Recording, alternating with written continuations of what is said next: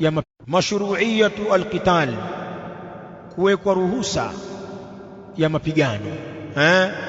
Mashru'iyatu alqital, kuwekwa ruhusa sasa ya mapigano.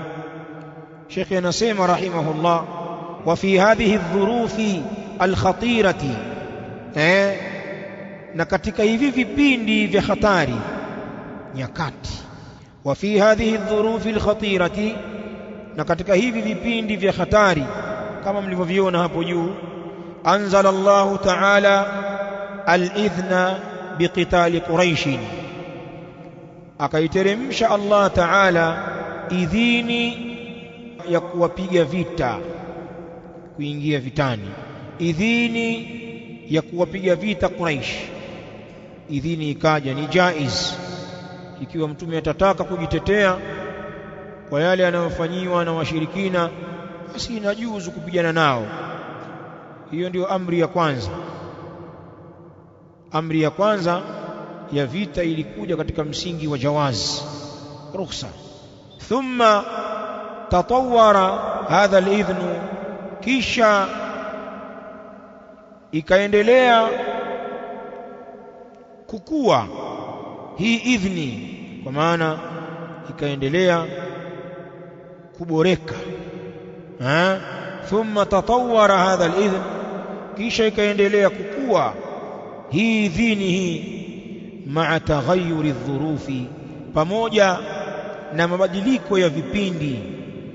Kwa maana kuna wakati ilibidi jambo la idhini ya vita isiwe idhini tena kwamba mnaruhusiwa kupigana, wakati mwingine ikawa ni amri, ni lazima mpigane.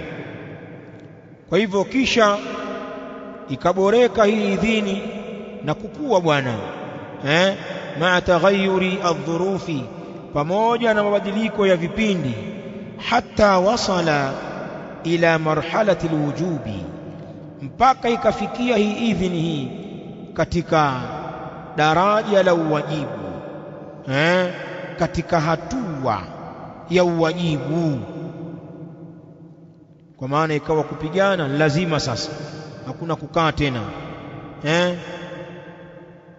Watu watatoka walivyo, infiru khifafan wa thiqalan, hakuna namna, mtatoka kwenda vitani katika uzito na wepesi kwa hali mliokuwa nayo. Ilifikia huko, wajawaza quraishan ila ghairihim, na hiyo idhni ya mapigano ikawavuka makuraishi na kuwaendea wengine, ikawa tu si kuwapiga makuraishi, hata wengine katika makafiri pia ingieni nao katika mapigano kwa sababu ya dini. Kisha Sheikh anasema hapa al-Mubarak Furi, wala ba'sa an nubayina tilka al-marahila, na hakuna ubaya sisi kubainisha hivyo vituo vya hatua za usheria wa vita, namna mambo yalivyokwenda. Hakuna ubaya sisi kubainisha hizo hatua biijazin, kwa ufupi, kabla an nadkhula fi dhikri al-ahdath, kabla hatujaingia sisi katika kuyataja matukio, yale matukio ya kivita alipopigana Mtume alayhi salam na makafiri hawa. Sasa angalia vituo vya ukuaji wa vita vya Mtume sallallahu alaihi wa alihi wasallam. Almarhalatu alula, hatua ya kwanza ya hii ruhusa, huu sheria wa vita baina ya Mtume sallallahu alaihi wa alihi wasallam na maadui zake. Almarhalatu alula, hatua ya kwanza, au unaweza kusema ngazi ya kwanza, i'tibaru mushriki quraishin muharibin, ni kuwazingatia washirikina wa Kikuraishi kwamba ni maadui wenye kupiga vita, ni kuwazingatia ni wenye kupiga vita kwanza. Kwa hivyo ile dhana njema, hawana neno, labda wataelewa, ikaondoshwa hiyo. Washirikina wa Kikuraishi wakazingatiwa ni wagomvi, wenye kupiga vita. Kwa nini? Liannahum bada'u bil'udwan, kwa sababu wao wameuanza uadui mwanzo wameuanza wao. Ukiangalia chokochoko zote hizo ni wao wamezileta. Maka wamemletea mtume tabu na maudhi mbalimbali, wakamdhikisha kwelikweli yeye na masahaba zake. Baadhi ya masahaba wamepigwa, wengine wameuawa, hapakuwa na uhuru. Mtume akakimbia kwa idhini ya Mola wake, yeye na masahaba zake wakapewa amri waende zao Madina. Huko Madina pia chokochoko zimeendelea, fitna za ndani na za nje. Hao Quraish wakaendelea kumuandama mtume alayhi salam. Kwa hivyo ukiangalia historia, uadui umeanzia kwao. Liannahum bada'u bil'udwan, kwa sababu hakika wao ndio wameuanza uadui. Fahuqqa lilmuslimin, na ikafanywa ni haki bwana kwa waislamu an yuqatiluhum, wawapige wao, kwa sababu wao wameanza na wameendeleza. Ikawa sasa imefanywa ni haki kwa waislamu wawapige wao, wawapige washirikina, sio kuwapiga tu. Wayusadiru amwalahum, na waziteke mali zao. Ikawa inafaa kuwapiga ni muharibin, na hata mali zao zichukuliwe, kwa sababu wakiachwa kuendelea kuwa na mali, zile mali zinatumika sasa kama fimbo ya kuwachapa Waislamu. Ndio maana mtaona matukio kadhaa ya mtume alayhi salam kuifukuzia ile misafara ya kibiashara ya makuraishi wa Makka na kuiteka.